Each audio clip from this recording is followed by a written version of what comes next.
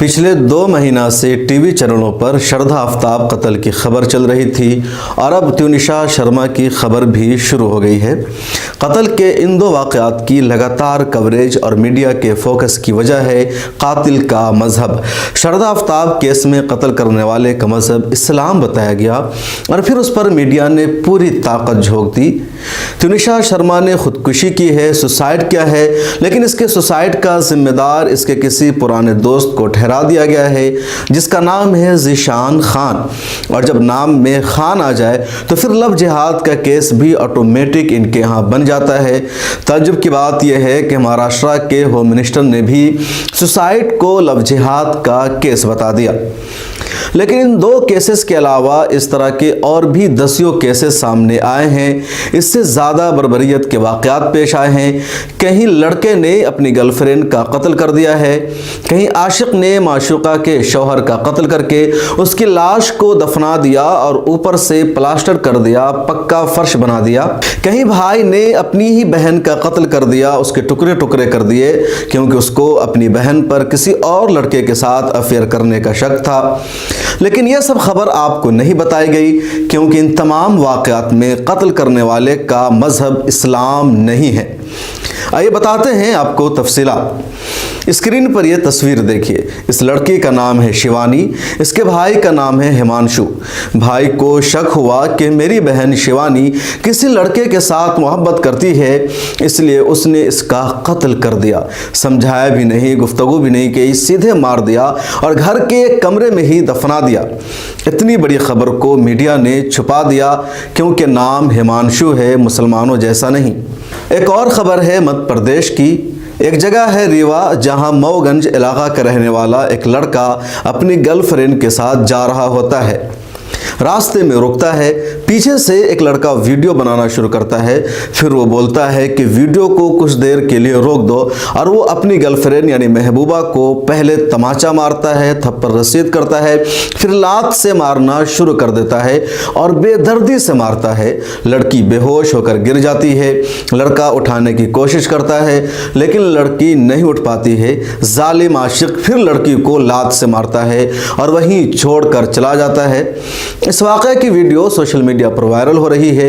YouTube और Facebook पर ऐसी वीडियोस को कम्युनिटी गाइडलाइंस के खिलाफ बताया जाता है, इसलिए मैं चाह करके भी यहाँ आपको नहीं दिखा पा रहा हूँ, लेकिन ट्विटर पर आप ये वीडियो ज़रूर देख सकते हैं। ये 10 दिन पहले की वीडियो है।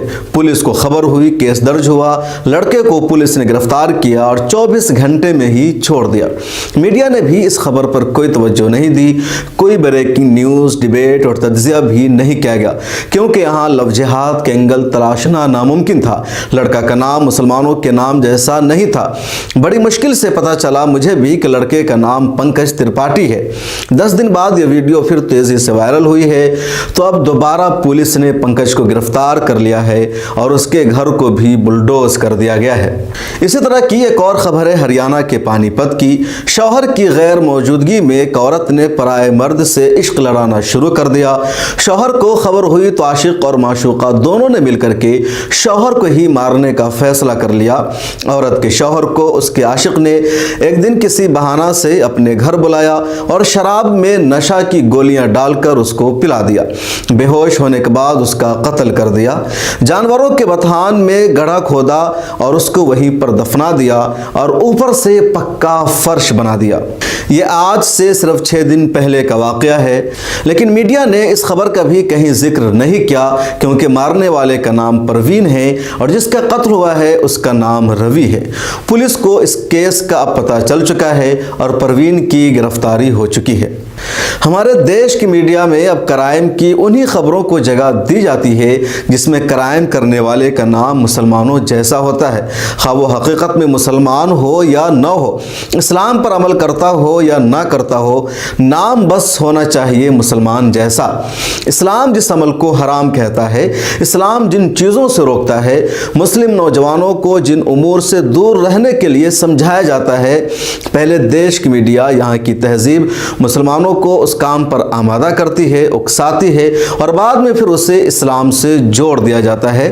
इस्लाम ने वाज़ेह तौर पर कह रखा है कि लिव इन रिलेशनशिप हराम है। बगैर निकाह के एक लड़की किसी लड़के के साथ नहीं रह सकती है, ना लड़का लड़की के साथ रह सकता है। इस्लाम ने यह भी कहा है कि किसी भी मुसलमान की शादी किसी दूसरे मज़हब में नहीं हो सकती जो अहले किताब में से नहीं है। इस्लाम की इन तालीमात पर दकियानूसी होने का इल्ज़ाम लगा दिया जाता है। मुसलमानों को क़दामत परस्त कह दिया जाता है।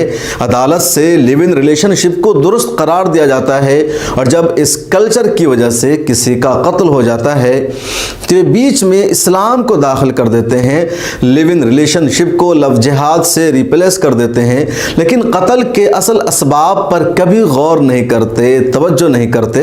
कत्ल के सभी वाक़यात खा कातिल हिंदू हो या मुसलमान हो, उसकी बुनियादी वजह जदीद तहजीब, यूरोपियन कल्चर और इस्लामी अक़दार की खिलाफ वर्जी है।